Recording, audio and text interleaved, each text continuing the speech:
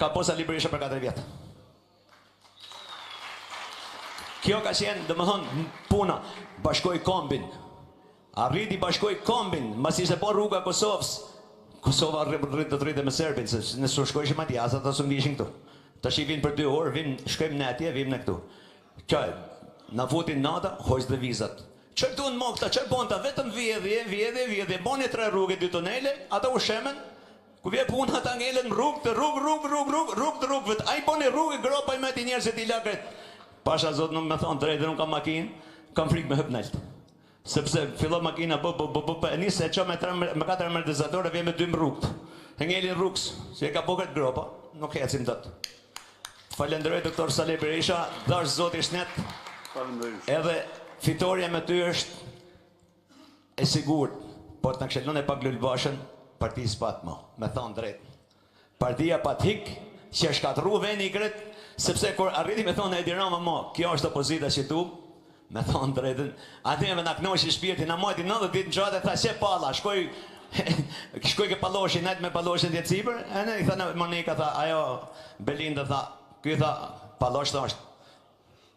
Atëherë, falenderim shumë. Edhe unë falenderoj shumë. Falenderit, marrim edhe 2 pyetje në fundit, po, zotëria këtu, edhe do t'ju përgjigje dhe doktori në fund.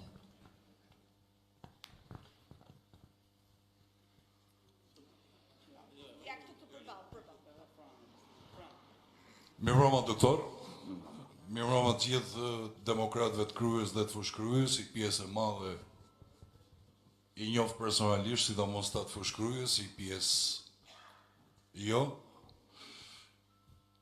Kur vjen takime të tilla, sidomos mas shumë kohësh, se unë s'kam qenë këtu për shumë vite, rrezikon përgjithsisht, domethënë të emocionohesh e të humbësh anën racionale dhe pastaj të delirosh kollaj. Duke mendu kur më lajmëron, domethënë që do ishte takimi sot në Kryj, po kaloja pak në përmend se sa gjëra ndër këto vite, po themi, kam reflektu jo vetëm për të pa anën e jashtme, këtë anën jashtënesh, sepse ana jashtënesh kush është? Ana jashtënesh janë këta vampirët për cilët u përshkru dhe u fol gjatë dhe gjërë dhe i tani. Kam qenë shumë më i ri dhe shumë më i paditur se sot, kur i kam përshkrujt si një organizat që përfaqëson neofashizmin mafioz në Shqipëri. Dhe po flas për një periudhë diku nga 2014-15 kjo, kur realisht isha shumë më i paditur se sa sot.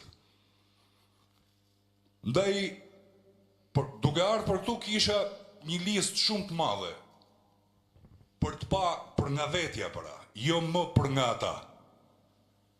Edhe duke qenë që situata është kjo që është, dhe që ne jemi përballë këtij regjimi pa diskutim, përballë këtyre vampirëve të pa shembull, pa diskutim, përballë një soji dhe sorollopi që ndoshta vetëm para 92-shit, ndoshta as atëherë nuk ka pas të tillë. Mendova që listën e madhe, po themi, të një këndvështrimi, po themi, për nga vetja jonë, ta shkurtoja dhe jam mundu me reduktu në disa pyetje. Një pakënaqësi që kam, unë e kam shënu pak me ironi këtu, me thënë vërtetën, unë s'do ta përmend ashtu siç e kam shënu, po një pakënaqësi që kam është me organizimin e protestave. E kam thënë fatmirësisht, ndryshe ndoshta nga shumë prej njerëzve që janë sot në sallë, unë kam marrëdhënie me një pjesë të madhe dhe të antarëve të kryesisë, po edhe të antarëve të nderuar, po themi që janë marrëdhënie me selinë qendrore. Mirë po, jo gjithmonë reflektohen mendimet, jo gjithmonë vinë aty ku duhen fjalët. Pse kam kritik? Mendoj që fjala përballë Edi Ramës ka psu një inflacion të jashtëzakonshëm.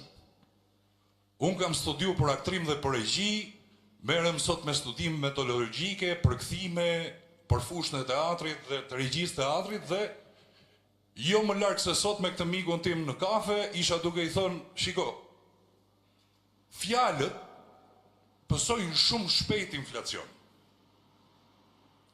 Dhe fjala me këtë regjim, unë mendoj që inflacionin e vet, thyrjen e vet të madhe e ka pas në 2017. Pra nga 2017 deri sot, unë mendoj që ne jemi përtej inflacionit fjalës. Ju thatë, çfarë rezistencë paqësore. Shumë mirë. Është një formë. Por nëse unë kam qenë i bindur në 2015 që kjo është një organizatë neomafioze fashiste, sepse i ka të gjitha shenjat. Një nga shenjat, për shembull, që përshkruan Pasolini në për filmat e vet, është perversiteti i njerëzve të paftyrë, absolutisht kriminal, në për banaqet televizive shqiptare. Dhe jo vetëm. Dhe jo vetëm. Tash ti ku e kam unë me formën e protestës? Ka një rrëmuj. Unë isha në protest herën e fundit dhe isha goxha energjik për disa që e din këtu në sallë, dhe ka kaos. Disa këtej, disa andej. Nëse shkojmë te parlamenti për t'i fut njerëzit tanë në një hing që ata të arrestohen, unë nuk jam dakord. Nëse duhet bëjmë rezistencë për balë t'i regjimi, duhet i rrim për balë t'i regjimi aty ku e ka strofullën e të keqës. Duhet rrim aty, të gjejmë forma. Nëse jemi pak, le të zgjerohemi. Nëse nuk zgjerohemi, do të le të shtrojmë me mbar publikun, me universitetet, me spitalet, me policin, edhe me institucionet shtetërore. Do thoni ju ata janë të kap. Ka dhe prej atyre që janë paknaqur. Duhet ta gjejmë në formën të nxjerrim intelektualët tanë, njerëzit tanë, që për hir të vërtetës disa prej tyre bëjnë një jetë politike goxha elitare dhe mondane, dhe nuk po hyj këtu në detaje se pse mendoj këtë. Se nuk është vendi, unë thash, do mundohem ta reduktoj nga ana kritike. Por skena, unë kam pa protesta në të gjithë Europën. Torino është një nga qytetet më energjike në Itali për protesta. Ka qenë shpirti politik i Italisë, vazhdon të jetë edhe sot. Qoftë për ide të majta, qoftë për ide të djathta. Kryesisht për të majta, sepse Italia ka, ndryshe prej nesh, ka një histori tjetër edhe zhvendosjen e ka tjetër. Por, këtu kemi të bëjmë me një fashizëm të majtë, sepse njerëzit nuk e din që ka dhe fashizëm të majtë. Dhe unë mendoj që të reduktojmë skenat dhe potencialin ekonomik që investojmë në ato skenat, ta kemi një potencial ekonomik për të zgjeru debatin, për të zgjeru dialogun dhe për të zgjeru dhe mjetet për të qenë në më energjik për balë tyre. Kjo e para. E dyta, kam një shqetësim kështu pak më lokal.